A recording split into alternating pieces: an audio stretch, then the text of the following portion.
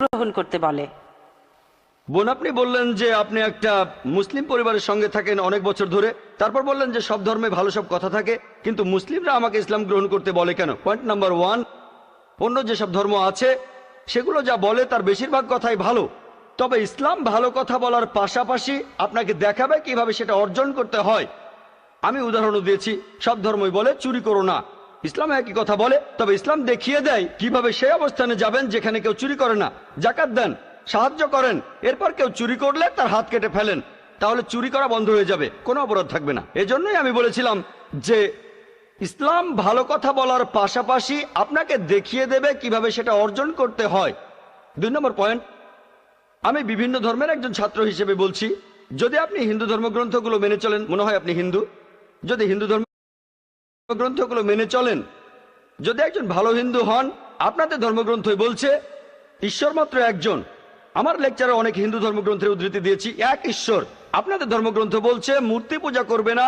ভগবদ গীতার 7 অধ্যায়ের 20 অনুচ্ছেদ বলছে জাগতিক আকাঙ্ক্ষা যাদের বুদ্ধিকে আচ্ছন্ন করে রেখেছে তারা নকল ঈশ্বরের পূজা করে, তারা মূর্তি পূজা করে। এক ঈশ্বরে বিশ্বাস করতে হবে।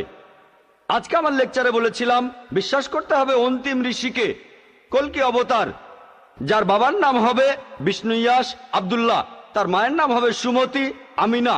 তিনি জন্মগ্রহণ করবেন শাম্বালা নামের গ্রামে মক্কা। তিনি জন্মাবেন শাম্বালা শহরের প্রধানের ঘরে, মক্কার প্রধানের ঘরে।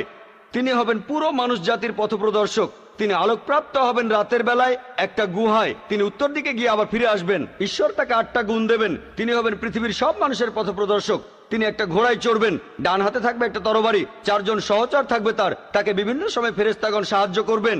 এরকম আরো অনেক অনেক। এই মানুষটা কে? যদি ভালো হিন্দু হয়ে থাকেন তাহলে আপনিই এই অন্তিম ঋষিকে বিশ্বাস করবেন, তা না হলে আপনি ভালো হিন্দু নেই। যদি ভালো হিন্দু হয়ে থাকেন তাহলে এক ঈশ্বর বিশ্বাস করবেন, তাহলে আপনি মূর্তি পূজা করবেন না। নাতাস্তি প্রতিমা আস্তি, মহান ঈশ্বর, তার কোনো প্রতিমা নেই, তার কোনো প্রতিমূর্তি নেই, তার কোনো ছবি নেই, তার কোনো ফটোগ্রাফ নেই, তার কোনো ভাস্কর্য নেই। আর আমি বিতর্ক করেছি পণ্ডিতদের সাথে, হিন্দু পণ্ডিত, ওনারা শঙ্করাচার্য অনেক, সেখানে আমি কথা বলেছি। কোন শঙ্করাচার্যই আমাকে বলেননি ভাই আপনি ভুল বলেছেন, কেউ না। একটা বিতর্ক করেছিলাম শ্রী শ্রী রবিশঙ্করের সাথে 21শে জানুয়ারিতে। তিনি ইন্ডিয়ায় হিন্দুদের মাঝে খুবই জনপ্রিয় গুরু, আর্ট অব লিভিং। আমি তাকে বলেছিলাম আর্ট অব লিভিং এর শ্রেষ্ঠ বই হলো এই পবিত্র কোরআন।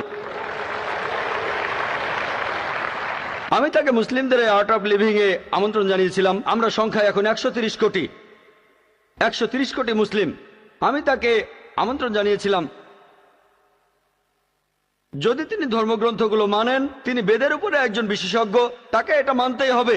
একইভাবে বোন, আপনাকে বুঝতে হবে অন্য সব ধর্মগ্রন্থগুলো হয়তো আল্লাহর বাণী আপনি বলছেন, সময় বদলানোর সাথে সাথে সেগুলোও কিন্তু বদলে গেছে। স্বামী বিবেকানন্দ বলেছেন বেদের 99%ই হারিয়ে গেছে, বাকি যে 1% আছে সেটা আমাদের কঠোরভাবে মানতে হবে। কঠোরভাবে মানে অন্তিম ঋষিকেও মানতে হবে।